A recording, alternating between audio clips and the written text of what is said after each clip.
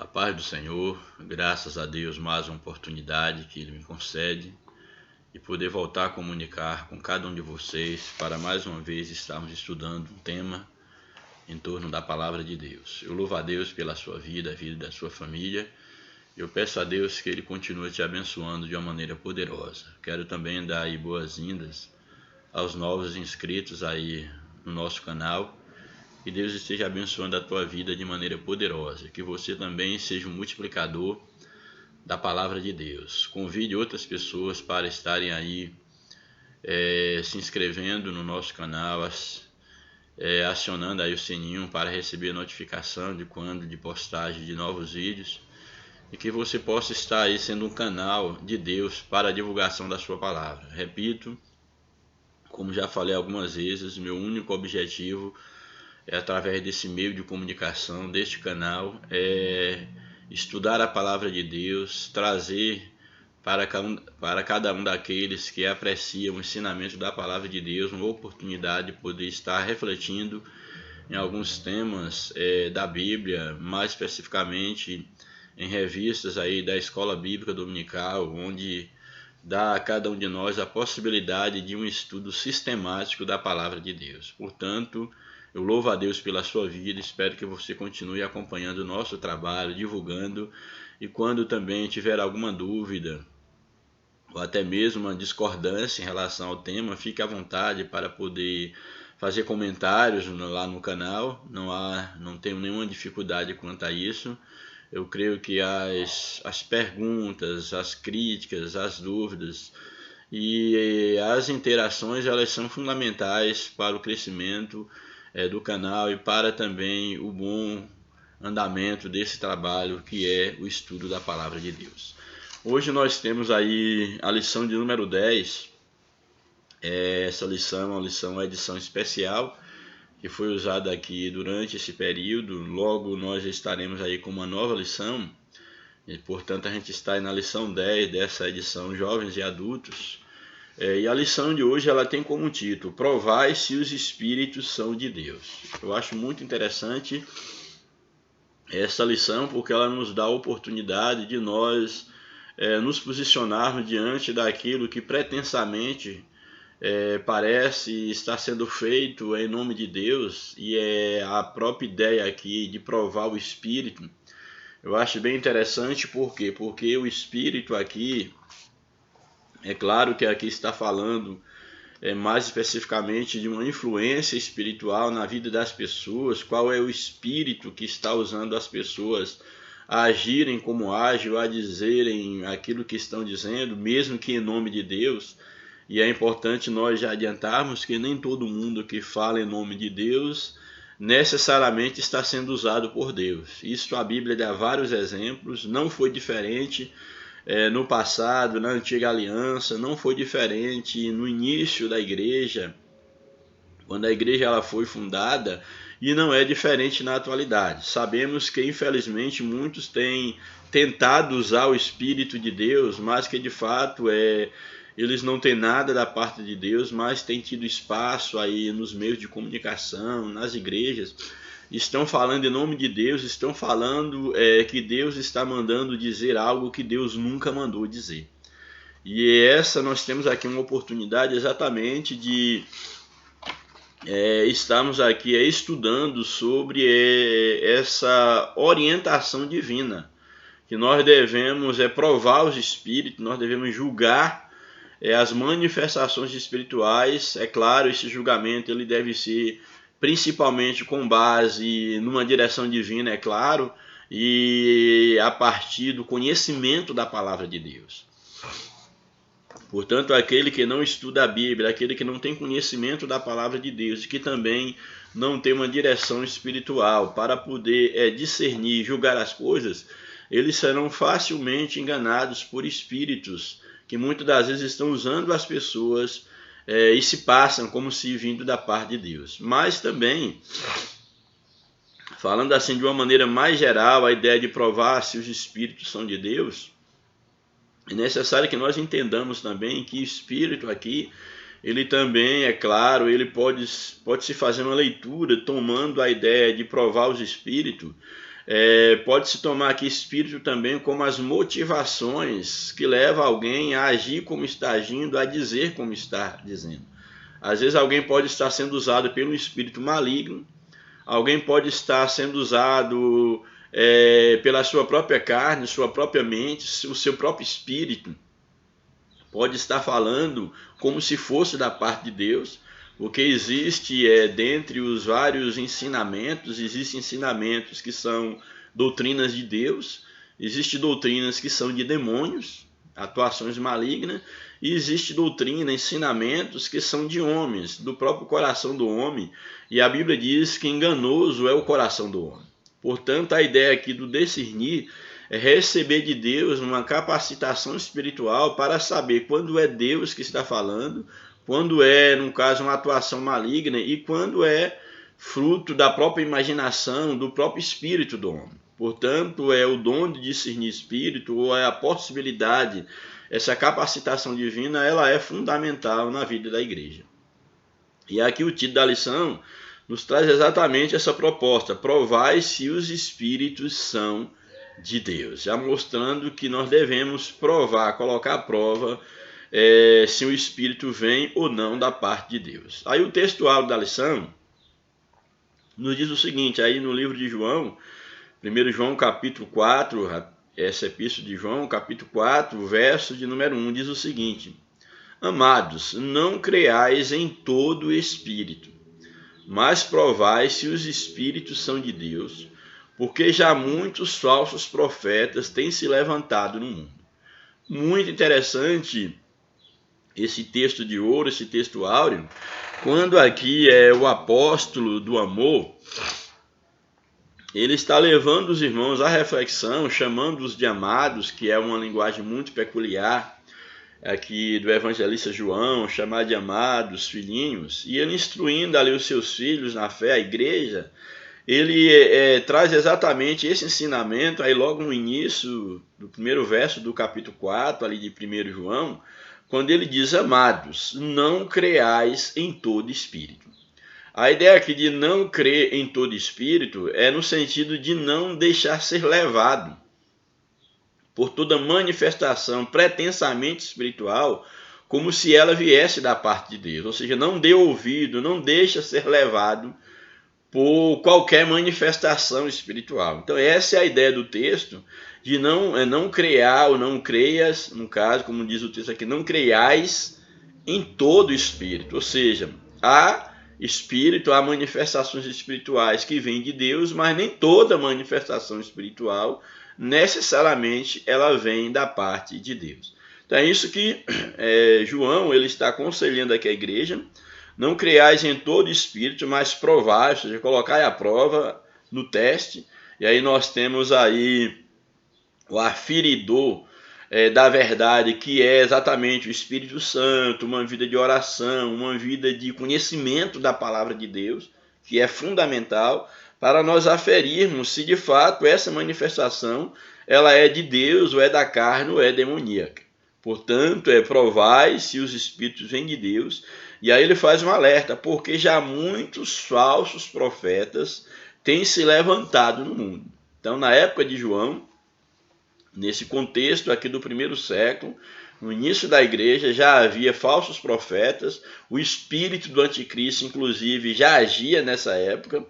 E imagine na época atual, imagine depois de quase 2000 anos, como não tem aumentado as manifestações de espíritos malignos, de pessoas falsas que têm ganhado espaço na sociedade, na religião, como se fossem pessoas direcionadas por Deus, mas quando na verdade são espíritos malignos, são pessoas que falam da sua própria parte. Daí nós temos aí os escândalos, nós temos tido os prejuízos, no caso para o reino de Deus, por falta de discernimento, infelizmente, por parte de muitos, inclusive da liderança, que não percebem a atuação maligna no meio do povo de Deus. A verdade prática nos apresenta o seguinte: através dos dons espirituais, a igreja discerne os espíritos enganadores. Isso aqui é muito importante, por quê? Porque a Bíblia ela nos apresenta em 1 Coríntios que Deus deu à igreja dons espirituais. E esses dons, eles são nada mais do que ferramentas para o bom funcionamento da obra de Deus. A Bíblia diz que Deus deu a cada um dons conforme o seu propósito para aquilo que é útil para o bem do corpo, para o crescimento da igreja. Então, um dom espiritual ele é fundamental na vida da igreja porque são ferramentas dadas por Deus para que a igreja ela não tenha falta de nada e ela possa ter um andar vitorioso. Daí a necessidade da igreja ela buscar de Deus a direção, ela não extinguir o Espírito Santo de Deus na sua vida, porque exatamente essas ferramentas elas são fundamentais para o bom direcionamento da igreja. Porém, é necessário que nós entendamos, e a própria Bíblia ela nos instrui na busca dos dons, até sugere os melhores dons, não que tenha um melhor do que o outro, mas melhor no sentido daquilo que é mais urgente, que é, vamos dizer assim, que é fundamental no dia a dia da igreja, como também ela nos orienta a maneira correta, disciplinada quanto ao uso dos dons espirituais. Então isso aqui é muito importante, porque através dos dons espirituais, a igreja ela vai obter da parte de Deus o discernimento para poder perceber a atuação maligna ou não, discernir os espíritos enganadores. A leitura bíblica em classe está aí no livro de Neemias, capítulo de número 6, verso 10 ao 14. Também tem aí dois versos em 1 Tessalonicenses, capítulo 5, verso 20 e 21. E em 1 Coríntios, no capítulo 14, o verso 29.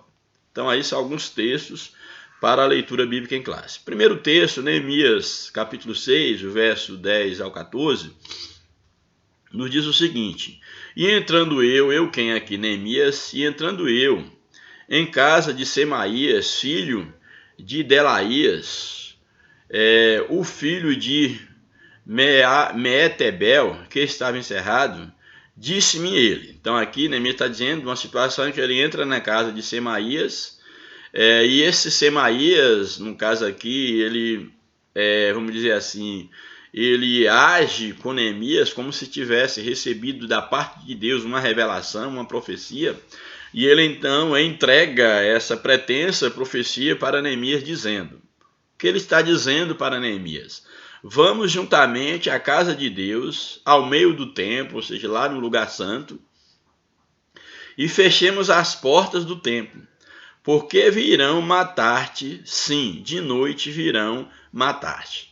Então essa profecia aqui,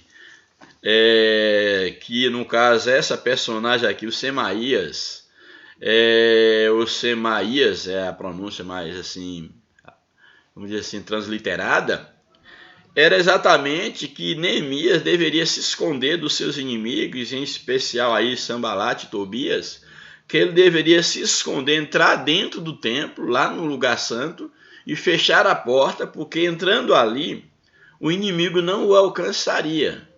E só que esse profeta, entre aspas, ele está dizendo como que da parte de Deus que Neemias deveria fazer isso. Vamos juntamente comigo, vamos entrar à casa de Deus no meio do templo, vamos fechar as portas do templo, porque os teus inimigos eles irão matar-te de noite, e você estando dentro do templo, eles respeitarão e certamente você não morrerá. Porém, o que nós vamos perceber aqui é exatamente que isto era uma cilada, para exatamente pegar Neemias numa falha, num pecado, para que Neemias ele perdesse, vamos dizer assim, a autoridade, ele perdesse a razão frente à própria nação de Israel e também dos seus inimigos.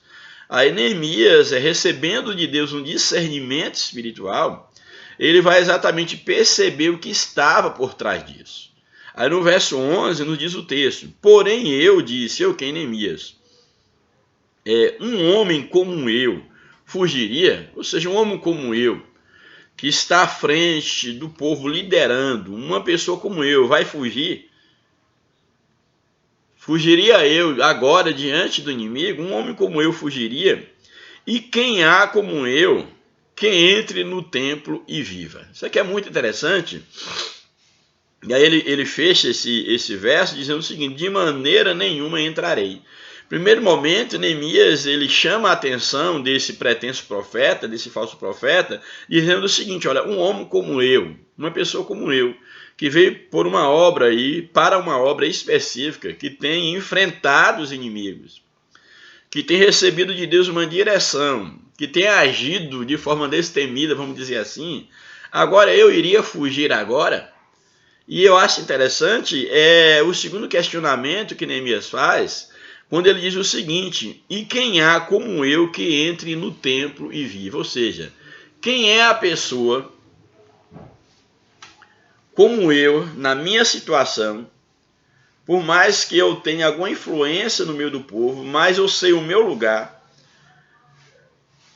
porventura alguém como eu, que não tem credenciais para entrar dentro do templo, porque eu não sou sacerdote, porventura alguém como eu entraria dentro do templo e não seria punido? Porventura alguém como eu entraria dentro do templo e viveria? Uma vez que o templo é o lugar da presença de Deus, existem as pessoas separadas por Deus para entrarem no templo, no lugar santo, que no caso são os sacerdotes. E por acaso alguém como eu, uma pessoa comum nesse sentido, que não fui chamado para esse ofício, para o ofício sacerdotal, porventura alguém como eu entraria no templo e viveria? De maneira nenhuma eu entrarei, porque eu estarei pecando contra Deus. Então Neemias, ele teve discernimento nesse aspecto. E aí o verso 12 é interessante, que ele diz o seguinte: e conheci, aí Neemias dizendo, e conheci que eis que não era Deus quem enviara, ou seja, quem enviara esse profeta não era Deus, mas essa profecia falou contra mim, porquanto Tobias e Sanbalate o subornara. Ou seja, Neemias ele percebe exatamente que aquela profecia não era de Deus, exatamente pela direção que esse profeta estava querendo dar a Neemias. Primeiro, que ele deveria fugir. E Neemias sabia muito bem que Deus estava com ele, e até então ele tinha enfrentado os inimigos e não recuado. Então ele fugir seria um sinal de fraqueza para o próprio povo, o qual ele liderava. Então, primeira coisa que Neemias discerne dentro desse contexto, dessa falsa profecia. Segunda coisa que ele discerne é exatamente como é que Deus ele separa os sacerdotes para entrar no templo, apenas os sacerdotes, e Neemias não é um sacerdote, e como Deus agora vai dar autorização para que Neemias entrasse num lugar onde o próprio Deus proibia que ele entrasse. Então era uma grande contradição. Então Neemias ele tem um discernimento espiritual para perceber que Deus não o chamou para ser covarde, para ele estar fugindo, e Deus jamais iria de encontro a uma ordenança que ele mesmo havia estabelecido, que era exatamente que dentro do lugar do templo só poderia adentrar, no caso, os sacerdotes, e ele não era um sacerdote. Então Neemias ele tem esse discernimento e ele percebe exatamente, ele conheceu que não era Deus que havia enviado aquele profeta, mas que ele falava de si mesmo e que ele havia sido subornado, havia recebido dinheiro, alguma recompensa exatamente para poder trair e colocar Neemias numa situação de pecado diante de Deus, diante da sociedade israelita, e ele ficar desacreditado diante de todo o povo e dos seus inimigos. Aí o verso 13 diz o seguinte: para isso subornaram, para me atemorizar e para que eu assim fizesse e pecasse, para que tivessem alguma causa a fim de me infamarem e assim me vituperarem, me envergonharem, terem algo contra mim. Neemias tem esse discernimento. Verso 14: lembra-te, meu Deus, de Tobias e de Sanbalate, conforme estas suas obras, e também da profetisa Noádias e dos mais profetas que procuram atemorizar-me com falsas profecias. Então Neemias aqui ele está orando a Deus e apresentando exatamente esses falsos profetas e inimigos da obra de Deus que tentavam, usando o nome de Deus, tentava levá-lo ao erro para fazer com que ele viesse a pecar e para que a obra de Deus ela não viesse a prosseguir.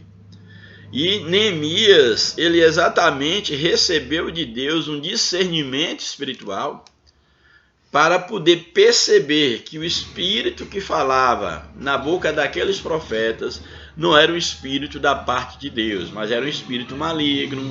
Era, no caso, aquelas profecias eram fruto da própria imaginação, do próprio, vamos dizer assim, do próprio capricho humano, da própria astúcia do coração dos seus inimigos para poder impedi-lo quanto ao cumprimento da missão que Deus havia entregue nas suas mãos. Então Neemias ele teve discernimento espiritual diante da atuação do inimigo.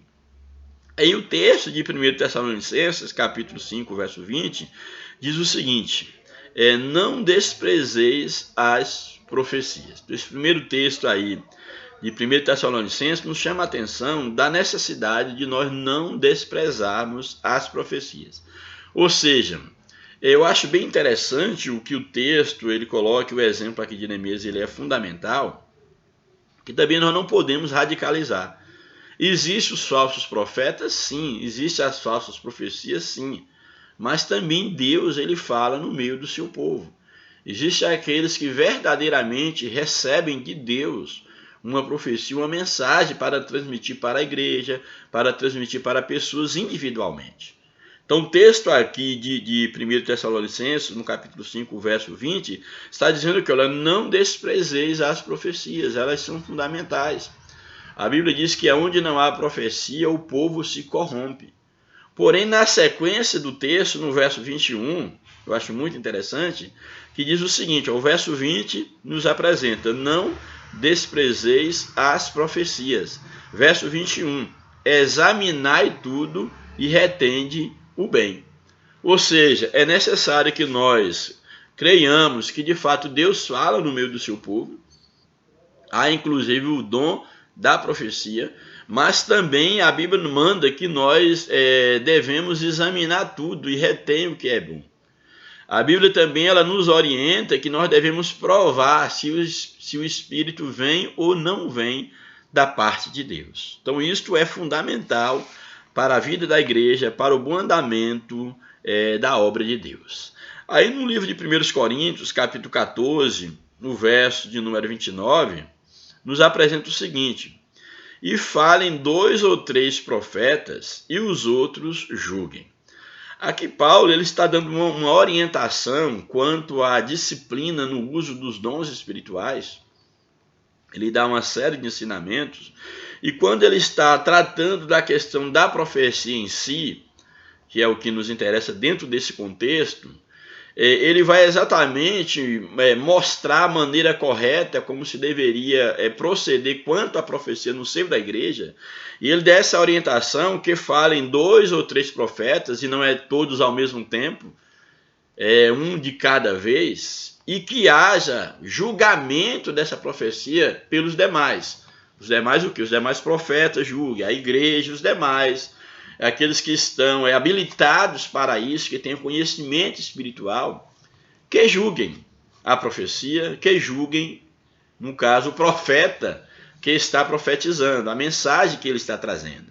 E isso é fundamental, por quê? Porque muitas das vezes nós percebemos que na prática, por alguém ostentar um título, por alguém ter uma posição na igreja, infelizmente muitos na ignorância de achar que todos são homens de Deus, e de fato muitos são homens de Deus, mas é necessário que nós paremos para analisar pelo menos 2 grandes verdades. A primeira é o seguinte: nem todo mundo que se diz homem de Deus, que se diz falar da parte de Deus, de fato são homens chamados por Deus, foram pessoas vocacionadas por Deus. Tem pessoas que exercem liderança e que elas nunca receberam um chamado divino. Elas estão lá porque, quem sabe, teve um apadrinhamento, usou de N meios para poder chegar onde chega, ou quem sabe fez um curso de teologia, conseguiu conquistar através da amizade, do carisma, seja lá qual foi a via que a levou a estar onde está. Mas nem todos que lideram, nem todos que se dizem pastores ou são reconhecidos como pastores, que exercem a liderança, que pregam e etc., nem todos de fato são homens de Deus, foram chamados por Deus para isso. Nem todos foram chamados por Deus. Então, a primeira observação é essa, que nem todos foram chamados por Deus, e muitos que se dizem homem de Deus, que se dizem profetas, não tem nada da parte de Deus. Não passa de um enganador, de um falsário, de um grande religioso, mas não necessariamente um homem de Deus. É a primeira observação.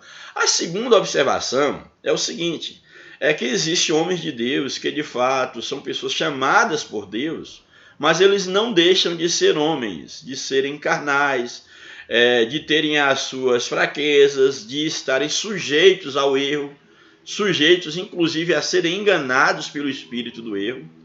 E isso é muito sério, por quê? Porque nós temos exemplo na Bíblia de pessoas, por exemplo, que foram usadas por Deus num momento e no outro momento já estavam sendo usadas pelo inimigo. Um exemplo clássico que nós temos aí é o exemplo de Pedro. Quando, em um dado contexto do ministério de Jesus, que Jesus ele vai inquirir aos seus seguidores e mais especificamente aos seus discípulos sobre a sua identidade, o que as pessoas diziam sobre a sua identidade, e eles começam a dar relatos do que uns e outros achavam, e finalmente Pedro ele recebe de Deus uma revelação, o Espírito de Deus age no Espírito de Pedro, e Pedro naquele momento ele vai trazer a público a identidade de Jesus, quando ele diz que Jesus, e não era Pedro que estava dizendo, era o Espírito de Deus na boca de Pedro, que ele era o Cristo, o Filho do Deus vivo. E o próprio Jesus, dentro daquele contexto, testemunhou que não foi carne, não foi sangue, mas foi o Espírito de Deus que havia revelado a Pedro a identidade de Jesus. Só que esse mesmo Pedro, quando passou pouco instante, logo mais, ele foi usado por Satanás, porque ele queria agora impedir que Jesus cumprisse a sua missão, que era exatamente ir à cruz. Quando Jesus fala da necessidade que ele tinha de morrer, de ser preso, de morrer, cumprir a sua missão, agora Pedro estava sendo usado que Jesus jamais, que Jesus não pensasse daquela forma, que jamais isso iria acontecer. E naquele instante, o mesmo Jesus que teve o discernimento espiritual para saber que o Pai, que Deus falava, ou havia falado na boca de Pedro há pouco instante para testemunhar sobre a sua identidade, esse mesmo Jesus agora tem o discernimento espiritual para perceber que era o diabo que estava falando na boca de Pedro. E ele então diz, para trás de mim, Satanás, porque você não cogita sobre as coisas divinas. Então percebe? Aí é um exemplo do discernimento espiritual na vida de Jesus, no ministério de Jesus, aquilo que cada um de nós precisamos, no caso, enquanto cristãos, e a liderança deve buscar por isso, mas nós percebemos um caso de uma pessoa que foi usada por Deus, um homem de Deus, que era Pedro, mas que no outro momento ele estava sendo usado pelo diabo. Então a necessidade do discernimento é fundamental, por quê? Porque exatamente alguém que é homem de Deus e que está no momento sendo usado por Deus para trazer uma mensagem da parte de Deus, não necessariamente tudo que vem dessa pessoa vem da parte de Deus, não necessariamente. Às vezes alguém pode estar sendo usado por Deus para trazer uma mensagem de edificação para a igreja, e isso eu posso dizer por experiência, pelo meu tempo no Evangelho, em contato com N tipo de liderança, de homens de Deus, ou que se dizem homem de Deus. Já tive a experiência de poder acompanhar quase todo tipo de pretensos homens de Deus e de verdadeiros homens de Deus. E quantas das vezes nós percebemos que pessoas, às vezes, no mesmo momento, por exemplo, num púlpito, numa mensagem, são de fato usados por Deus para trazer uma mensagem, uma profecia, uma mensagem para a igreja, mas em dado momento, vamos dizer assim, dentro de um mesmo período, dentro de um mesmo contexto, no mesmo dia, entendeu? No mesmo momento quando ele está sendo usado por Deus, em dado momento a gente perceber que Deus o usa de maneira poderosa, mas é por falta de uma vigilância, às vezes se orgulha, às vezes por uma vaidade. Ele começa, depois de ter sido usado por Deus, dizer coisas que vêm da sua própria mente, da sua própria cabeça. É como se Deus usasse, vamos fazer aqui uma colocação, suponhamos que Deus o tenha usado ali por 15, 20, 30 minutos, e foi o período que Deus o usou, e ele quer continuar sendo usado por Deus, só tem que Deus o entregou, o trouxe ao seu espírito uma mensagem de 30 minutos, por exemplo. Mas ele quer passar para a impressão para a igreja que Deus o continua usando. E se Deus tinha uma mensagem para ele de 30 minutos e ele continua falando, o que passar daí é da sua própria mente, é da sua própria natureza, não é Deus mais quem está falando. E o próprio pregador, o próprio ensinador e aquele que é usado por Deus, mais especificamente numa profecia, ele deve ter cuidado para falar apenas aquilo que Deus manda que ele fale, e no período e no tempo que Deus está mandando. Então há a possibilidade de alguém estar sendo usado por Deus num dado momento, em outro momento, ou no mesmo momento, no mesmo instante, ele se envaidecer, não ter discernimento espiritual, não vigiar, e ele começar a falar da sua própria parte. Como também há a possibilidade de alguém estar dizendo porque ele sentiu alguma coisa, teve alguma impressão, e aí ele começa a sondar a situação, o povo no qual ele está inserido, ou para o qual ele vai ministrar. Ele começa a deduzir algumas coisas, já tem algumas informações prévias, e ele começa a falar como se Deus estivesse falando pela sua boca, dizendo que Deus mandou ele dizer isso e aquilo outro, que ele sentiu, que ele teve sonho, que ele teve visão, etc. E na verdade pode ser que nada tenha sido autorizado por Deus, tenha vindo necessariamente da parte de Deus. Daí a necessidade. O apóstolo Paulo aqui, ele está aconselhando aqui os irmãos aqui de Coríntios, que era inclusive uma igreja que a Bíblia diz que eles não tinham falta de nenhum dom, porém tinha falta de disciplina, de sabedoria quanto ao uso dos dons. E Paulo, a ideia de Paulo era exatamente instruí-los no bom uso dos dons espirituais. E aqui, voltando ao texto, se tratando da profecia, Paulo orienta, olha, fale 2 ou 3, um de cada vez, e que haja um julgamento daquilo que está dizendo. E é uma coisa que eu acho muito importante, muito significativa, e eu tenho percebido isso no meio da igreja, é que muitas das vezes não há esse posicionamento de se julgar uma profecia, principalmente à luz da palavra de Deus. Não estou dizendo aqui, que Deus traga, que alguém seja usado em profecia e que se tenha que rejeitar, porque pode ser que não seja de Deus. Não é isso que eu estou falando. A ideia de julgar uma profecia também não é uma coisa simples, não é simplesmente, eu não acredito em nada, eu não creio em nada, então isso aí não é de Deus. Não é bem assim. Alguém, para estar habilitado, para poder discernir, julgar uma profecia, em primeiro lugar, ele tem que estar na presença de Deus, ele tem que receber de Deus essa capacitação espiritual, que é o discernimento de espírito, e é um dom na Bíblia, como também tem que ser alguém que conheça, que tenha uma intimidade com Deus, que seja verdadeiramente, vamos dizer assim, que tenha uma verdadeira comunhão com Deus, que ele tem o Espírito de Deus na sua vida, que a Bíblia diz que o Espírito Santo é que nos faz entender, que move em nós, fazendo entender as coisas espirituais, mas que também seja alguém que tenha um profundo conhecimento da palavra de Deus. Que uma das coisas fundamentais que a Bíblia nos ensina é que Deus ele não é um Deus de confusão. Deus não entra em contradição. Então, eu diria que dentre as ferramentas que nós temos para discernir e para julgar uma profecia, uma das ferramentas que Deus nos colocou à disposição, que é indispensável, é um profundo conhecimento da palavra de Deus. Por quê? Porque muitas das vezes nós percebemos que há igrejas, há movimentos religiosos que eles são conduzidos, por exemplo, pelo sonho de um líder, porque ele teve um sonho, ele teve um pressentimento, ele teve lá uma pretensa revelação, e agora ele quer dirigir a vida da igreja a partir de um sonho, a partir de uma impressão que ele teve, e aí ele começa a tomar iniciativas que envolvem a vida da igreja a partir dessas suas impressões. Mas não é a minha impressão que vai dirigir a vida da igreja, porque muitas das vezes eu posso estar errado na minha impressão.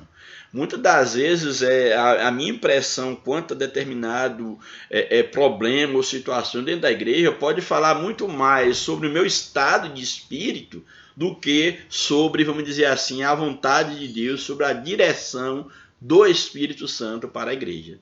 Então, uma coisa é o meu estado de espírito, outra coisa é a direção do Espírito de Deus na minha vida. Isso é algo que muitas das vezes é confundido a não. Às vezes alguém até diz assim, não, mas diante dessa situação, eu estou sentindo assim uma paz, uma tranquilidade, e aí só pode ser de Deus. Pode ser que sim, pode ser que não. Nem sempre os homens de Deus, quando tiveram que tomar alguma decisão da parte de Deus, eles estavam numa situação de tranquilidade, de uma serenidade, de uma paz. Nem sempre eles sentiram arrepio, nem sempre. Às vezes em meio à calmaria, às vezes em meio a um grande sofrimento, a uma grande aflição, eles tiveram discernimento divino. Então você que é líder, você que pretende ser líder, é necessário que você entenda, que você saiba diferenciar o teu estado de espírito da direção do Espírito Santo. Porque muitas das vezes o seu estado de espírito, talvez na maioria das vezes, não corresponde ao Espírito de Deus, ao que o Espírito de Deus está querendo dizer na igreja. Então eu tenho percebido nessa minha caminhada espiritual, que muitas das vezes há líder que eles confundem o seu estado de espírito. Não, mas eu estou sentindo um incômodo, e aí eu acho que isso aqui, como eu estou incomodado, eu tenho que agir daquela forma, porque isso aqui não é de Deus. Mas às vezes o que está te levando a incomodar, quem sabe talvez você sempre quis agir daquela forma, sempre é algo que você, dentro da sua mente, você sempre, quem sabe talvez não simpatizou, você quer se autorrealizar através de determinadas decisões, e a linha que nos separa do discernimento espiritual, quanto à atitude que devemos tomar, é uma linha muito tênue.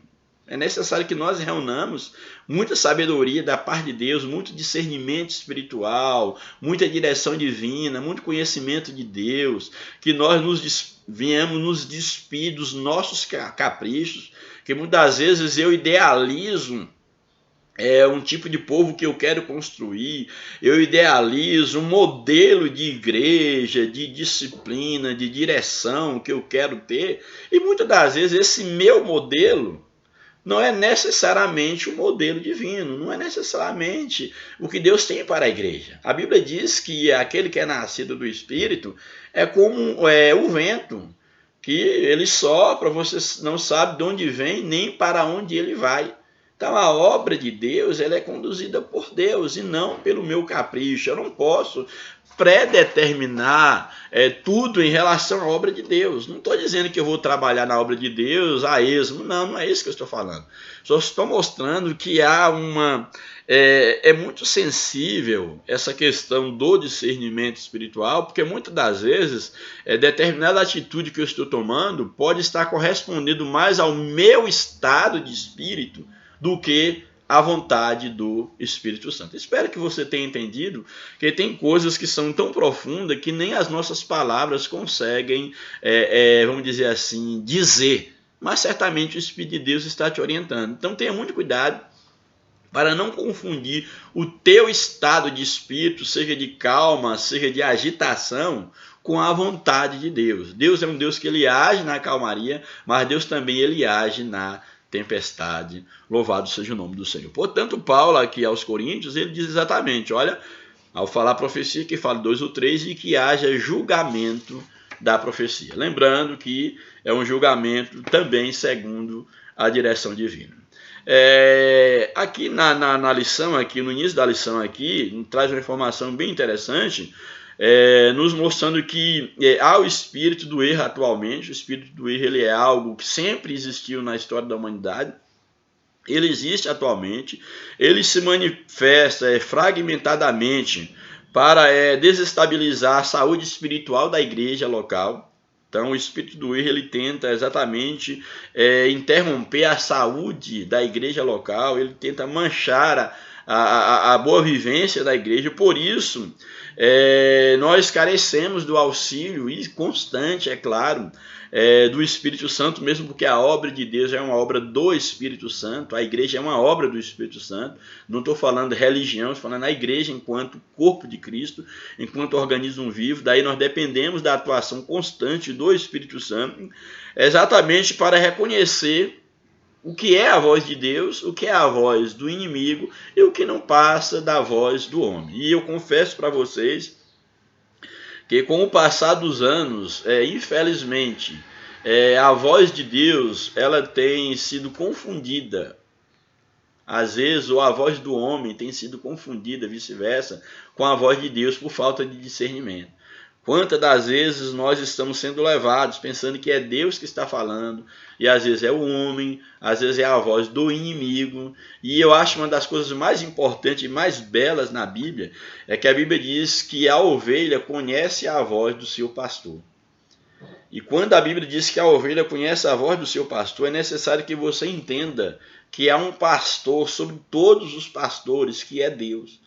E você tem que conhecer a voz de Deus, conhecer Deus, conhecer a voz de Deus, para que você possa entender quando é que Deus está falando por meio do teu pastor e quando a voz que sai na boca do teu pastor é apenas a voz do próprio pastor ou até mesmo a voz do inimigo.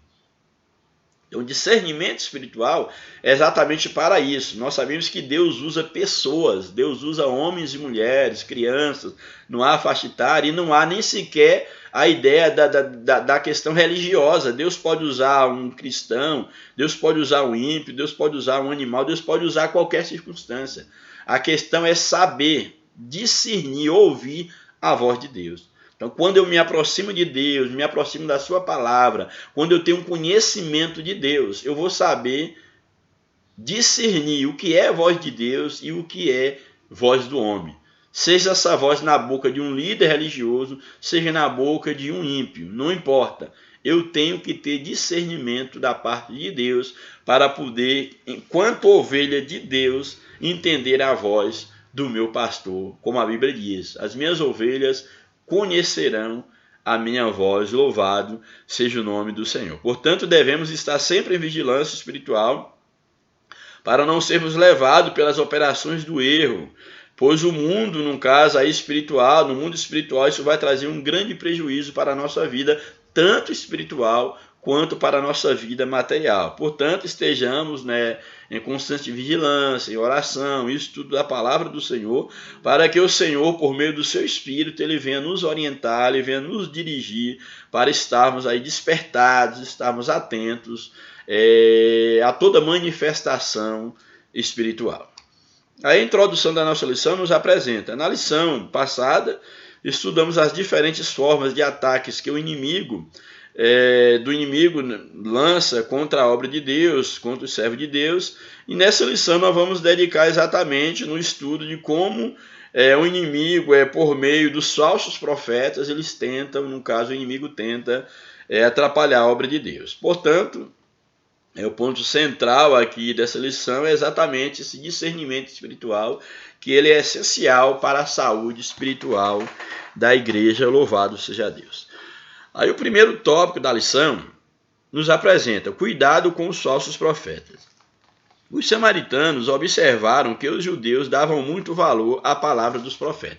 Isso aqui é interessante, por quê? Porque os inimigos do povo de Deus, aqui de Israel especificamente falando, eles, e aqui no caso os samaritanos, eles observavam o valor que o povo de Deus dava à profecia. Então o povo de Deus valorizava a profecia, que era a voz de Deus no meio do povo. Então, uma vez que havia um valor muito grande dado à profecia, e se deve de fato valorizar a profecia, eles perceberam então que a partir de algo que era tão valorizado pelo povo, eles deveriam exatamente usar desse mecanismo para poder enganar, para poder enfraquecer o povo. Então, olha, uma vez que o povo valoriza a profecia, valoriza, no caso, os profetas, então vamos levantar aqui falsos profetas para inserir no meio do povo, porque assim nós estaremos enfraquecendo o povo e enganando o povo com aquilo que ele mais valoriza, que é exatamente os profetas. Então essa foi uma artimanha, uma ferramenta usada. Os samaritanos observavam que os judeus davam muito valor à palavra dos profetas. Lembravam-se dos profetas Ageu, Zacarias, os quais profetizavam com tanta graça que a construção do templo, que havia estado parada por 15 anos, recomeçou imediatamente, cumprindo a palavra desses profetas, e continuou até a inauguração da casa de Deus. Por ocasião da construção do muro, a comunicação entre os judeus e os samaritanos ficaram interrompidas, todo aquele contexto que nós já vimos em outras lições. Os judeus recusavam as propostas de cooperação dos samaritanos e não aceitavam as visitas deles. Em vista das constantes recusas das ofertas de pretensas amizades dos samaritanos para com o judeu, o que os samaritanos eles fizeram? Os samaritanos procuraram, então, influenciá-los por meio de profecias. Então vamos, já que nós não conseguimos nos aproximar dele por vias normais, então vamos usar uma estratégia no âmbito espiritual. Vamos agora trazer, vamos dizer assim, manipular pessoas, vamos bancar profetas para que tragam profecias no meio do povo. E aí nós temos exatamente Tobias e Sambalate conseguiram subornar alguns profetas, entre eles a profetisa Noádias, que foi uma subornada por eles, a fim de atemorizar Neemias, dizendo o quê? Dizendo que Neemias estava em perigo de morte, ele deveria fugir para dentro do templo para assim salvar a sua própria vida. Então olha aqui o que essa profetisa estava trazendo para Neemias, que ele deveria exatamente se refugiar dentro do templo, porque senão ele seria morto. E era necessário ele tomar uma iniciativa de entrar dentro do templo para poder salvar com a sua própria vida, e que isso era uma direção divina. Então era isso que estava, essa era a profecia, vamos dizer assim, falsa profecia para Neemias. Aí a lição aborda aqui o exemplo deixado por Balaão, prova que qualquer profeta que aceita suborno, recebe dinheiro para profetizar, é um falso profeta.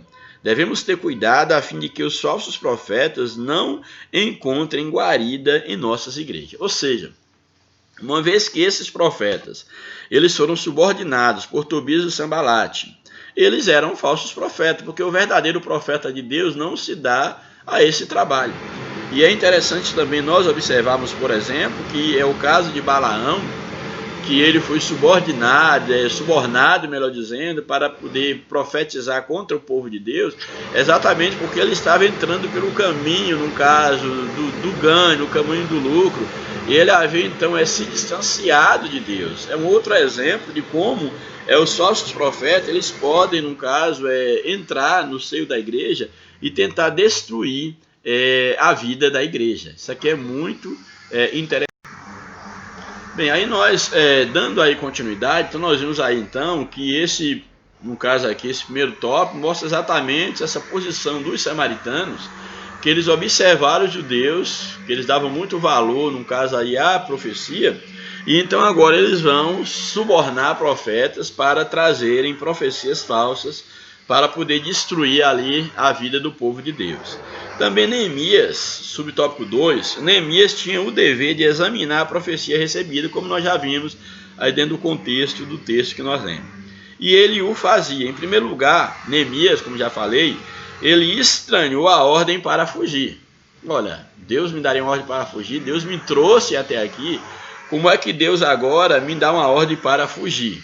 Então Neemias, ele estranhou a ordem para fugir, quando ele diz, um homem como eu fugiria. Além disso, ele observou que não tinha o direito de entrar no templo, como nós já falamos, uma vez que ele não era um sacerdote. Neemias discerniu muito bem isso. Compreendeu facilmente que tudo não passava de um ardil de Tobias e Sambalate para atemorizá-lo e seduzi-lo a pecar. Assim, concluído o exame da profecia, Neemias pôde dizer: conheci que não era de Deus. Muito interessante. Aí nós percebemos aqui o quanto o conhecimento de Deus, o conhecimento da palavra de Deus é fundamental para nós nos posicionarmos quando diante de profecias que muitas das vezes ela vem de encontro à própria palavra de Deus, ao ensinamento da palavra de Deus. Então, por exemplo, toda vez que alguém se levantar na igreja, seja o pastor, seja quem quer que seja, trazendo uma profecia que ela não se sustenta à luz da palavra de Deus, ela deve ser rejeitada. Deus jamais ele vai levantar alguém para trazer uma profecia que vá de encontro à sua palavra, de encontro ao ensinamento da palavra de Deus. Uma profecia, por exemplo, Deus jamais vai levantar alguém com uma profecia para destruir as pessoas, para acabar com o casamento, acabar com o relacionamento, para matar espiritualmente alguém, para lançar as pessoas fora da igreja, jamais. Na verdade, a Bíblia diz que a profecia ela é para exortar, ela é para edificar, para consolar. E a ideia do exortar aqui é a ideia do ajudar a levantar, não é de matar alguém.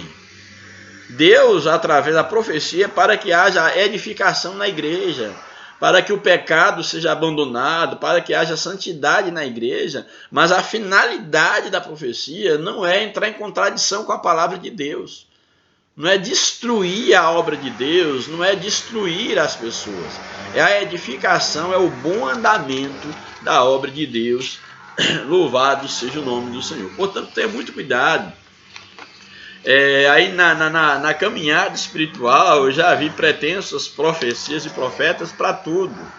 Profecia para casamento, profecia para um monte de coisa. E quantas igrejas enquanto organizações, enquanto grupos, não foram aí prejudicados, muitos até destruídos, por causa de pessoas que se diziam serem usadas por Deus, por profecia, por revelações, por sonhos, etc. Quantas famílias não foram destruídas, quantas pessoas não se afastaram do evangelho, não carregam feridas até hoje.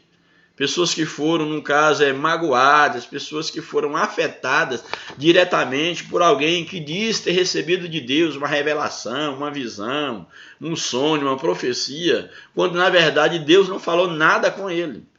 Deus não falou quando de fato sua profecia ela não se cumpriu, não correspondia à realidade das pessoas da igreja, e essas pessoas ficaram desacreditadas e a obra de Deus sofreu no passado, e infelizmente continua sofrendo, porque ainda há muito disso no nosso meio, daí a necessidade do discernimento espiritual. Portanto, é necessário que nós entendamos que a palavra dos profetas ela era valorizada, sim, por Judá nesse sentido, e Neemias ele tinha o dever, nesse contexto, de examinar bem uma profecia. É interessante que os apóstolos eles discerniam.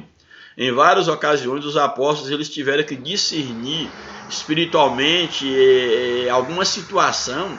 Nós temos, por exemplo, o apóstolo Pedro, por exemplo, ele desmascarou a atitude de Ananias e Safira, que estava mentindo diante de Deus, mentindo ao Espírito Santo, ele no início da igreja, para que houvesse temor da parte de Deus, para que soubesse que aquela obra era uma obra de Deus. Neemias e Safira pagaram com sua própria vida. O apóstolo Paulo discerniu o espírito de adivinhação que operava na vida de uma jovem. Para mim é um dos exemplos mais significativos na Bíblia quanto à questão do discernir de espírito, exatamente porque Paulo está num contexto, em uma cidade, e ali num contexto de pecado, num contexto, vamos dizer assim, de atuação maligna, e mais especificamente aqui na vida de uma jovem.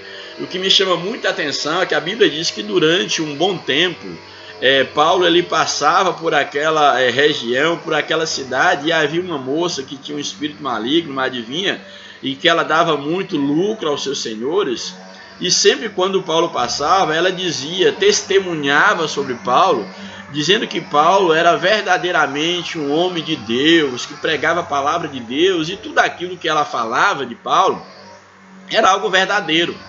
Era algo verdadeiro, porém o que me chama a atenção é que a intenção por trás daqueles elogios era exatamente a intenção maligna, era que aquela mulher ela continuasse sendo bem vista na sociedade, uma vez que ela estava dando um testemunho verdadeiro sobre homens verdadeiros, porém a intenção era exatamente ela manter aquela posição de destaque, de uma líder espiritual, de alguém que falava do mundo espiritual com uma autoridade que era verdadeira.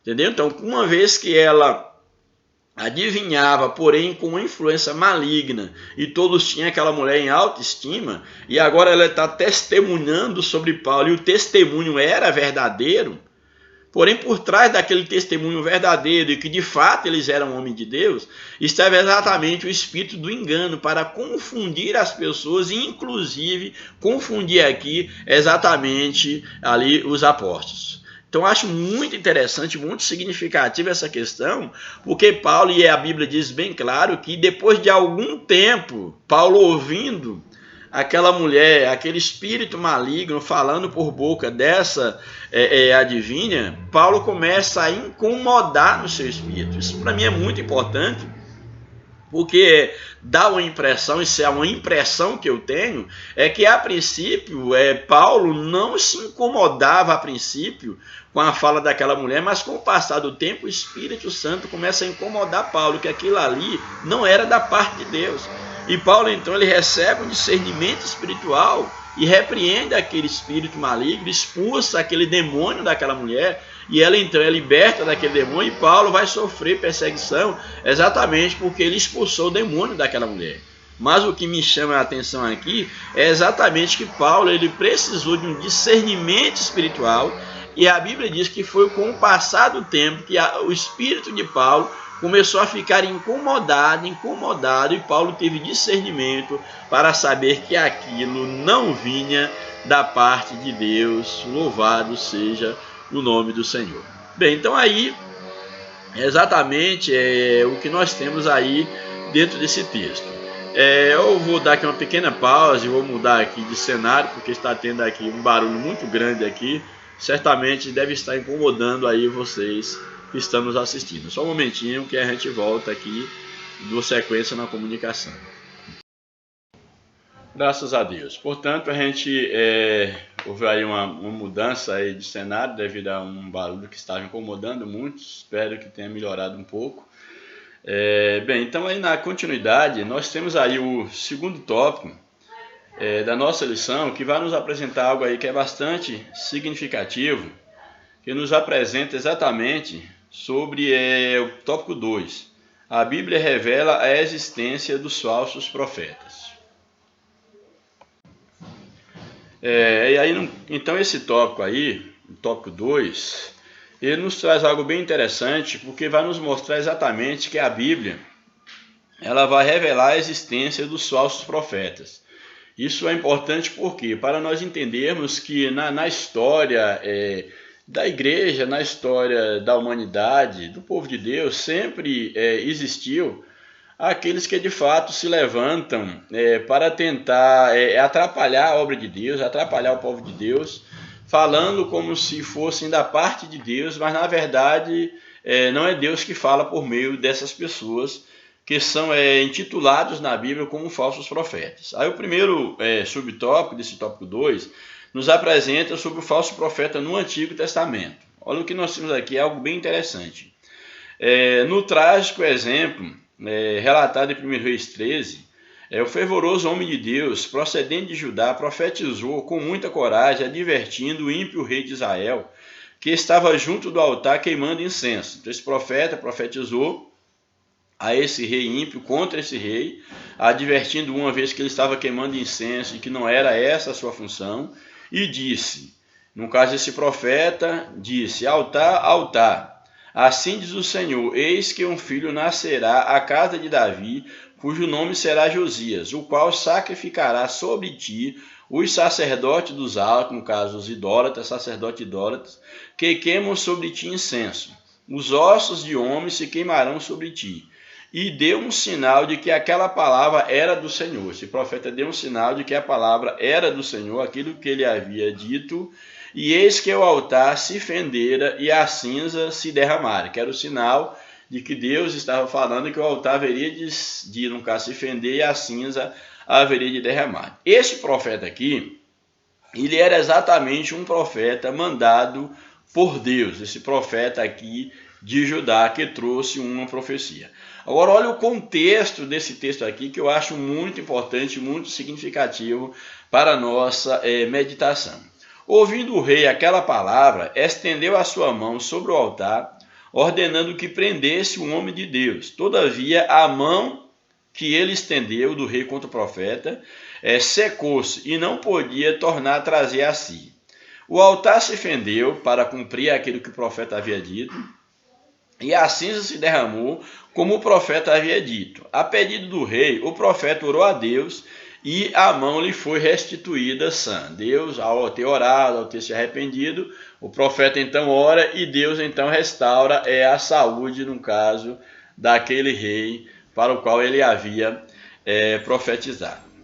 A ordem de Deus para esse profeta, agora que é importante nós observarmos aqui que Deus havia dado uma ordem para esse profeta. E a ordem que Deus havia dado a esse profeta era exatamente algumas recomendações para, no caso, não beber água naquele lugar, não entrar na casa de ninguém. Deu uma série de recomendações que esse profeta de Deus deveria observar. A ordem de Deus para o profeta era que não comesse pão, nem bebesse água naquele lugar e que não voltasse pelo mesmo caminho que ele havia, no caso, vindo chegar daquela cidade. Está aí em 1 Reis, capítulo 13, verso 9. Havia, porém, naquele lugar, isso aqui é muito importante, havia, porém, naquele lugar um velho profeta, cujo filho lhe contou o que fizera o profeta vindo de Judá. Então havia ali um velho profeta, o seu filho contou o episódio envolvendo aquele profeta jovem, conta então a esse velho profeta. O que aconteceu então? O velho profeta ele foi ao encontro do homem de Deus e convidou-o para comer pão em sua casa, algo que Deus havia proibido para que o profeta ele não fizesse. Ante a recusa do homem de Deus, o velho profeta argumentou, olha, o profeta diz, não posso fazer isso, porque Deus me orientou que eu não fizesse isso. Então ele recusou, e aqui é interessante que ante a recusa do homem de Deus, o velho profeta, então ele argumentou, e aí exatamente esse velho profeta, ele traz agora uma falsa profecia. Ele vai usar de engano para enganar o profeta, que infelizmente não teve discernimento espiritual e foi enganado pelo velho profeta. Então ele diz o seguinte, argumentou que um anjo lhe havia falado, ordenando que convidasse o profeta de Judá a voltar para comer pão em sua casa. Olha que interessante, por quê? Porque se nós formos observar aqui, é algo que eu quero que você leve em consideração, que é o seguinte, nós temos aqui esse profeta, ele já havia recebido de Deus uma ordem que ele não deveria comer pão, não deveria beber naquela cidade, não comer pão, não deveria beber água e deveria voltar por outro caminho. Aqui esse profeta velho, ele agora diz para o profeta novo que não, que o anjo havia lhe aparecido, o anjo do Senhor havia aparecido a ele e que ele mandou que ele voltasse, que ele deveria entrar em sua casa e comer pão. Faltou a esse profeta exatamente o que agora um discernimento espiritual. Porque se Deus havia dito que ele não deveria comer pão, não deveria beber água, deveria voltar por outro caminho, como é que Deus agora já teria mudado de opinião, está mandando que ele fizesse exatamente aquilo que Deus havia recomendado para que ele não fizesse? Então, infelizmente, esse profeta ele não teve esse discernimento. O homem de Deus, no caso, não discerniu a mentira, e aceitou o velho convite, ou o convite do velho profeta. E sucedeu que quando ele estava comendo o pão, Deus tomou o velho profeta em profecia e disse, isso aqui é uma das partes que eu acho muito emblemática aqui na Bíblia, porque esse velho profeta, ele havia mentido para o profeta novo, E uma vez que esse profeta desobedeceu a Deus, Deus agora está usando exatamente o velho profeta, agora é Deus que está usando, para trazer uma mensagem para o profeta jovem. E aí alguém pode até questionar, mas como pode uma situação como essa? Em primeiro lugar, uma observação que eu faço aqui é que a ordem de Deus, o chamado de Deus, a missão que Deus havia entregue foi exatamente ao profeta novo. Competia a ele cumprir o chamado de Deus para aquela obra.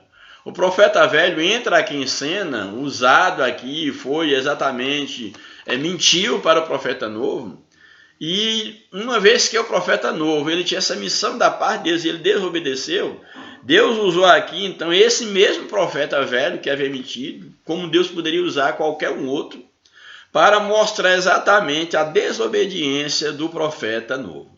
E aqui eu faço uma observação que é o seguinte: tenha muito cuidado, porque ser chamado por Deus ou ser usado por Deus com uma profecia ou com um dom espiritual não te faz mais santo nem melhor do que ninguém. Deus, ele pode usar qualquer pessoa em qualquer circunstância para cumprir os seus propósitos.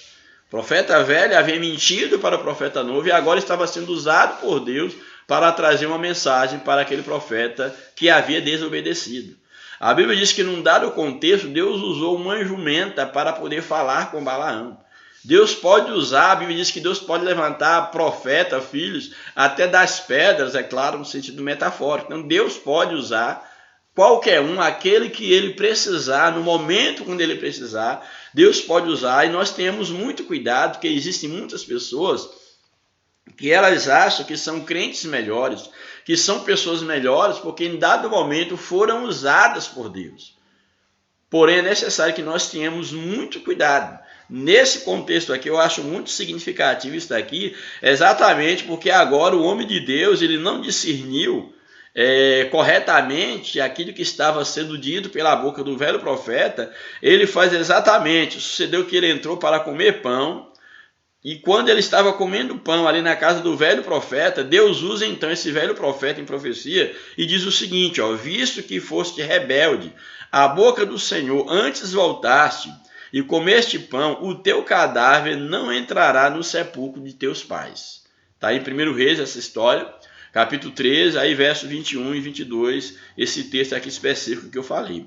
Depois de ter comido pão, voltou e no caminho a Bíblia diz que um leão matou esse profeta. Um leão o matou, deixando-o prostrado na estrada.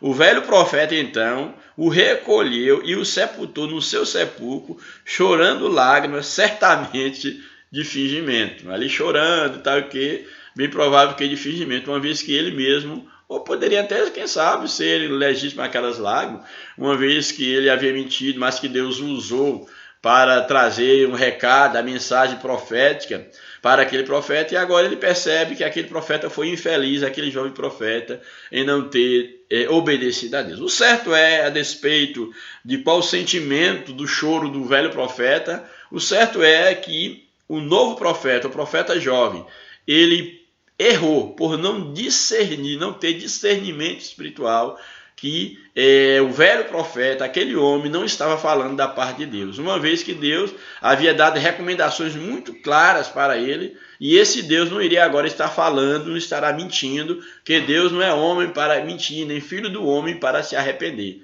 Então, como Deus havia dito uma coisa para ele, agora está dizendo outra coisa. Então, faltou discernimento espiritual.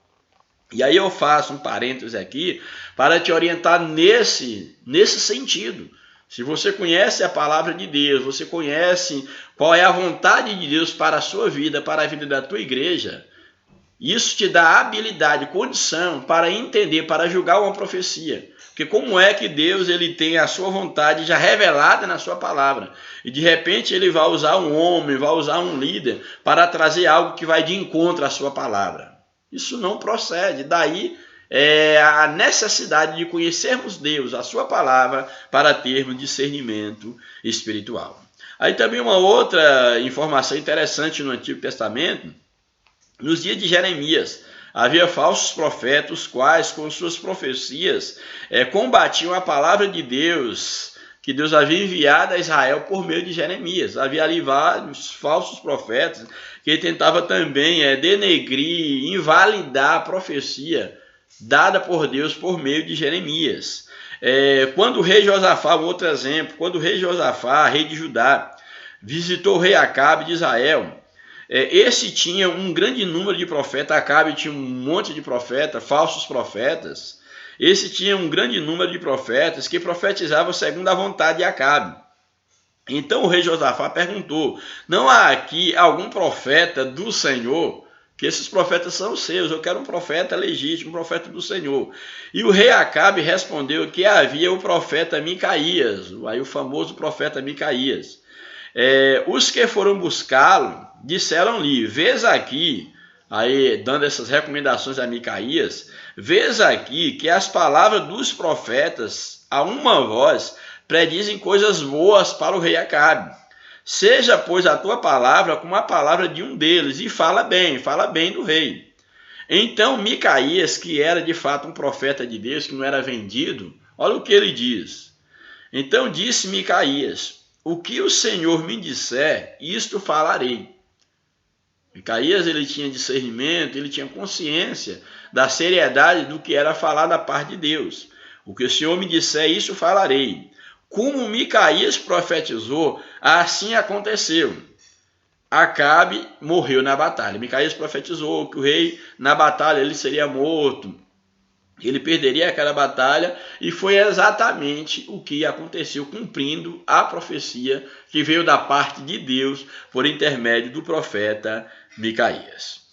Aí uma outra informação também, ainda nos dias de Jeremias, falsos profetas conseguiram influenciar alguns dos sacerdotes a enganar o povo por meio deles. Dessa maneira, o povo desviava-se dos caminhos de Deus, recusava-se a ouvir as verdadeiras profecias por parte de Jeremias. Moisés, Jeremias, Ezequiel combateram tenazmente os falsos profetas e seus ensinos heréticos. Então, no Antigo Testamento está cheio de exemplo de falsos profetas que se levantaram para poder impedir e atrapalhar a obra de Deus. E no Novo Testamento?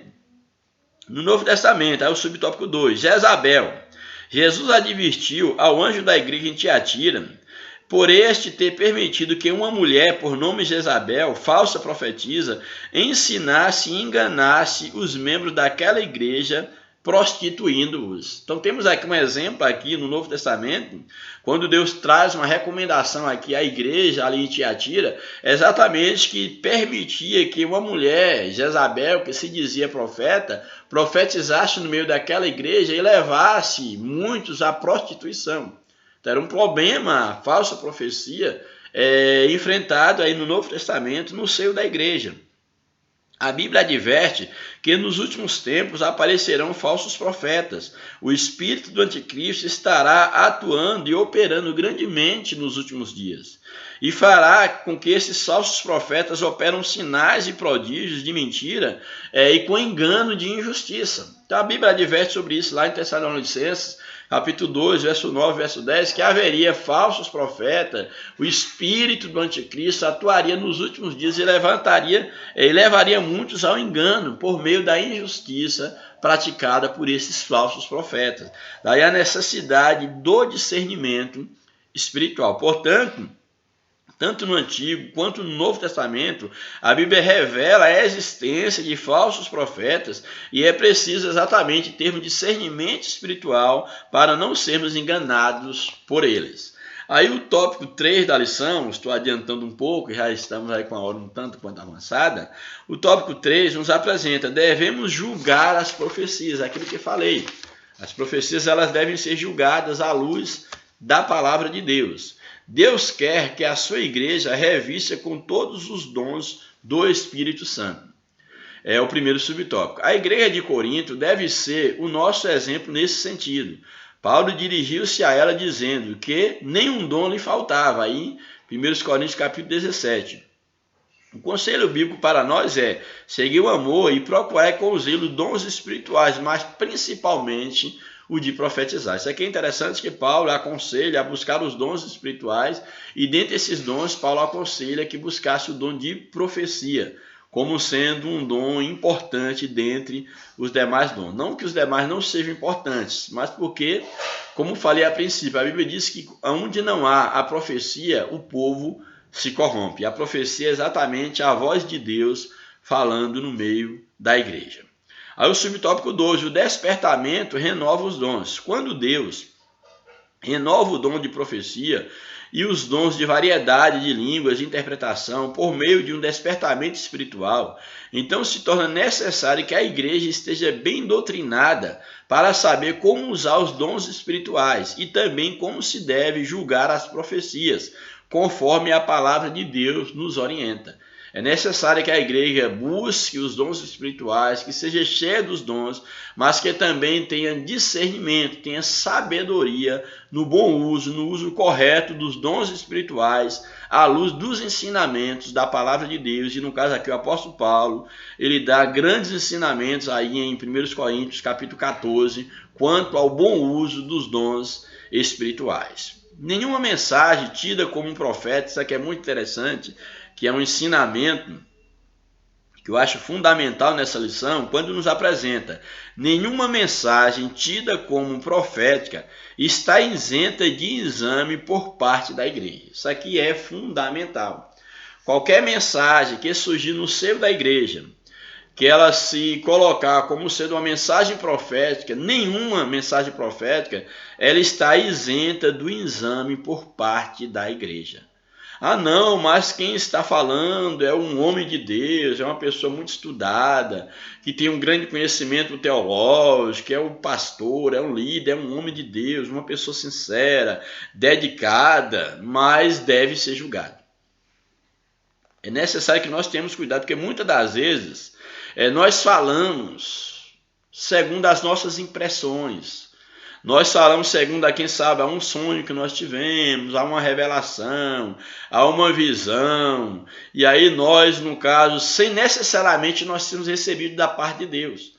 Às vezes, no nosso sentimento, nós deduzimos alguma coisa, a partir de alguma coisa que nós vamos linkando um ponto com o outro, algumas informações que nós recebemos sobre determinada situação na igreja, aí a gente começa, a partir dessas informações, das nossas impressões, nós começamos a ter sonhos, a ter visões, a ter algumas impressões que não passam de frutos da nossa imaginação, às vezes do nosso capricho, do nosso zelo sem entendimento. E a gente começa agora a dizer que Deus está falando aquilo que Deus não falou. Então isso, infelizmente, isso acontece no seio da igreja. Quantos líderes, quantas pessoas trazem uma mensagem como se viesse da parte de Deus, tomam determinadas posições na igreja que são mais resultado das suas impressões, dos seus caprichos e não de um verdadeiro dom de Deus. Então aí o texto está colocando exatamente isso aqui, o que a lição traz de uma maneira muito clara aqui, é que nenhuma mensagem tida como um profeta ou profética deve estar isenta ao exame da igreja à luz da palavra de Deus. Conforme o ensino do apóstolo Paulo, na referência supracitada, temos o direito e o dever de julgar as profecias para ver se elas estão de acordo com a palavra de Deus, de acordo com as escrituras. Se não estiverem, são consideradas o que? Anátemas, falsas, espúrias, pois tem o objetivo de conduzir o povo de Deus ao erro. Fujamos das falsas profecias e dos falsos profetas. É o que nos traz aqui o ensinamento desse tópico aqui, que eu acho muito importante. Então devemos julgar a mensagem profética, por nenhuma está isenta, no caso, a esse exame de julgamento. Devemos exercer o nosso ministério, isso aqui é muito interessante, o que a lição nos apresenta aqui, que devemos exercer o nosso ministério proporcionalmente à nossa fé. A Bíblia diz que ninguém deve pensar de si além do que convém, mas de acordo à medida da fé que Deus distribuiu a cada um. Ou seja, seja usado por Deus e não queira usar Deus. Seja usado pelo Espírito Santo e não queira usar o Espírito Santo, porque isso é muito perigoso.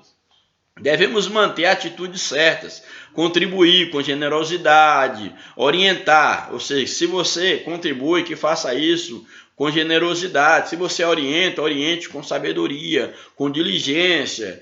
Tenha alegria em demonstrar a misericórdia de Deus, em ser canal de Deus para as pessoas. Embora exerçamos um dom, até a sua própria capacidade, tudo será útil. Ou será fútil se não tiver amor. Evidentemente, temos apenas um conhecimento parcial e só conseguimos compartilhar de maneira parcial. Os dons são dados continuamente, segundo o que a medida da fé de cada um. Os dons devem ser o quê? Testados, devem estar sujeitos aos mandamentos do Senhor. Um dom não está acima da Bíblia. Deve estar sujeito à Bíblia, aos mandamentos do Senhor. O enfoque é o amadurecimento da igreja e não a grandeza de um dom. Então, o enfoque na vida da igreja é o amadurecimento da igreja. E não, vamos dizer assim, o enfoque não é o dom em si. O dom é apenas uma ferramenta para o amadurecimento da igreja, que é o mais importante. E aí, os dois últimos tópicos, já é bem pequenininho, para nós ir fechando aí a lição. Por que devemos julgar as profecias? Primeiro, porque a palavra de Deus nos manda julgá-la. Por que a profecia tem que ser julgada? Porque a Bíblia manda julgar as profecias, é o primeiro motivo. Por que também? Porque os que profetizam são sujeitos a falhas, aquilo que eu falei. Todo que profetiza, ele é sujeito a falha.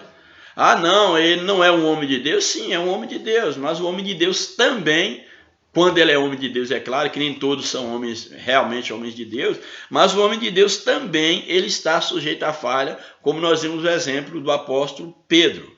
Mesmo que a mensagem venha de Deus, pode acontecer que o instrumento esteja sem o fruto do Espírito na sua vida e a transmissão da mensagem seja prejudicada por causa dessa. Ou seja, Deus pode usar alguém em determinado momento e depois esse alguém já ter recebido de Deus o necessário e ele continuar falando como se fosse da parte de Deus. Por lhe faltar maturidade espiritual, por lhe faltar, vamos dizer assim, elementos que o coloque, vamos dizer assim, afinidade constante com Deus, a saber que ele não deve dizer além daquilo que Deus está o autorizando.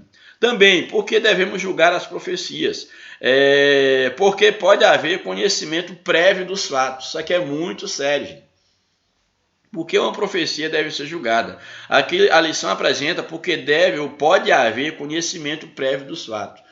Quantas pessoas já conhecem sobre a vida de alguém, já ouviu falar sobre determinado assunto, e ele vai e usa, vamos dizer, dessas informações prévias que ele tem para inventar uma profecia e trazer para a igreja como se Deus estivesse usando, mas de fato ele já está conhecendo o assunto. Ele está ali, vamos dizer, usando de engano para se passar como homem de Deus, como mulher de Deus, como alguém que Deus está usando para trazer uma profecia, quando na verdade ele já conhece o assunto, ele só está realmente, vamos dizer, fingindo, usando de engano, de fato, para diante da igreja. Quando o que profetiza conhece os problemas pessoal, da pessoa para quem está profetizando, pode haver o perigo de que a sua opinião pessoal venha a influenciar o conteúdo da mensagem. Ele já conhece o problema. A Bíblia diz, o que é que tem a palha com o trigo? A mensagem deve ser, a mensagem pode ser fruto de uma opinião daquele que profetiza. Temos na Bíblia um exemplo, quando o profeta, isso aqui é muito interessante, que aqui é um exemplo que eu quero que você acompanhe, quando o profeta Natan, ele entregou uma profecia, isso aqui é muito interessante por conta própria. O profeta Natan, um homem de Deus, que profetizava ali Israel, profetizou para Davi, quando Davi estava em pecado, mas num dado momento o profeta Natan, ele entregou uma mensagem profética, entre aspas, para Davi, porém aquela mensagem ela era da sua própria parte. E Deus, então, ele manda o profeta Natan voltar e corrigir o seu erro e entregar uma profecia que, de fato, viesse da parte de Deus. Esse episódio está no livro de 2 Samuel, no capítulo de número 2 Samuel, capítulo de número 7, eu achei muito interessante esse texto. 2 Samuel, capítulo 7, verso 2, no verso 2, de Samuel, nós temos aí então a profecia, a pretensa, a falsa profecia, que era, na verdade, era o que ele achava, era um desejo de Natã, e aí, no caso, mas não era da parte de Deus. Então essa profecia, uma vez que Natã estava entregando algo que era aquilo que ele queria, que era o que ele desejava, vamos dizer assim, que acontecesse com Davi, mas não era de Deus, então aquilo ali era falso. E Deus então corrige. Mas no capítulo 2, no capítulo 7, o verso 2, diz o seguinte: Disse o rei ao profeta Natã, olha, eu morro, eu morro e em casa de cedro, moro, melhor dizendo, que aqui a versão aqui, a letra não está tão nítida, mas diz o seguinte. Aí vamos, o verso 1, para entrar no contexto do verso 2, diz o seguinte: Sucedeu que, habitando o rei Davi em sua própria casa, que é a ideia de morar, então, sucedeu que, habitando o rei Davi em sua própria casa, tendo-lhe o Senhor dado descanso de todos os seus inimigos em redor, Davi já havia vencido os inimigos, aí surge no coração de Davi um desejo de construir uma casa para Deus, que aí é que entra o contexto do texto que eu quero ler. E disse o rei Davi, então, ao profeta Natã, olha, eu moro em uma casa de cedro, uma casa boa, no caso, madeira de primeira, e a arca de Deus se acha numa tenda. Olha, eu moro numa casa de cedro, a arca de Deus está numa tenda. Disse Natã ao rei Davi, vai, faze tudo quanto está no teu coração, porque o Senhor é contigo. Ou seja, o que Natã está dizendo? Você vai, faça uma casa para Deus, porque Deus é contigo. Então você pode fazer uma casa de cedro para Deus, porque Deus é contigo. Porém, esse era o desejo de Natã, não era o desejo do coração de Deus. Deus não havia escolhido Davi para fazer uma casa para ele. Então Natã, ele diz essas palavras para Davi, porém o Senhor aparece a Natã, aí no verso 4, e diz o seguinte: porém naquela mesma noite veio a palavra do Senhor a Natã, dizendo, vai e diz a meu servo Davi, assim diz o Senhor, edificar-me-ás tu casa para a minha habitação? Porque em casa nenhuma habitei desde o dia em que fiz subir os filhos de Israel do Egito até o dia de hoje, mas tenho andado em tenda em tabernáculo. Ou seja, tu porventura pode edificar uma casa para mim? Eu sou homem para habitar numa casa? E é interessante que há todo um contexto aqui do texto, e lá para o verso 12, Deus vai exatamente aqui através do profeta Natã falar exatamente sobre alguém que Deus permitiria construir uma casa para si, um templo para Deus, mas que não seria Davi.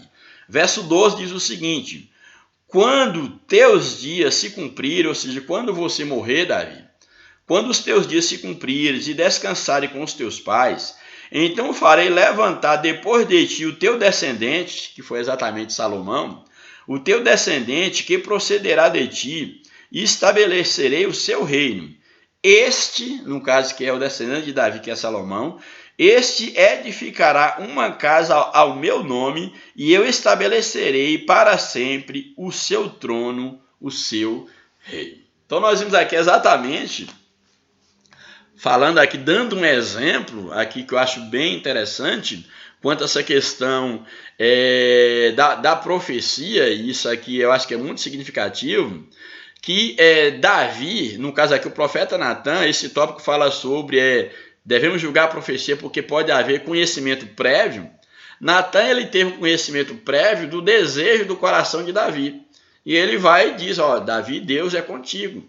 Porém, aquilo ali não era da parte de Deus. Deus vai lá, então, agora usa Natã para que ele vai dizer, não, Davi, você não vai construir casa para mim. Eu não habito em casas feitas por mão de homem, mas eu vou permitir que alguém da tua descendência construa uma casa de adoração, que foi exatamente o filho de Davi, Salomão. Então, isso aqui é muito perigoso. Por isso que devemos julgar as profecias, porque pode haver conhecimento prévio de causas, e aí o profeta pode falar como se fosse da parte de Deus, mas não tendo sido Deus o orientado para tal fala. Também devemos julgar as profecias porque existe a possibilidade de que o profeta, ao anunciar a mensagem profética, esteja sendo influenciado por um espírito maligno, disseminador de mentiras. Então, pode acontecer também. O profeta, ao estar falando uma profecia, ele pode estar ali sendo usado por um espírito maligno. Ele pode ser um homem de Deus que dá lugar ao diabo, sim, ou pode ser um próprio mensageiro de Satanás. Daí devemos julgar as profecias. Portanto, devemos julgar as profecias porque a palavra de Deus mostra que os que profetizam são sujeitos à falha, podem ter conhecimento prévio ou podem ser usados por uma influência maligna. Daí devemos julgar a profecia. E, finalmente, aí nós temos aí, indo para os pontos finais da lição, como devemos julgar as profecias. Primeiro momento, devemos julgar as profecias examinando as Escrituras. Sem conhecimento das Escrituras, nós somos tendentes ao erro. Então, a primeiro momento, devemos julgar as profecias com conhecimento, examinando as Escrituras. Uma profecia jamais pode estar em conflito com a palavra de Deus, aquilo que eu falei. Uma profecia não pode estar em conflito com a palavra de Deus. A palavra de Deus ela é o prumo, que vai colocar tudo em ordem, em direção certa.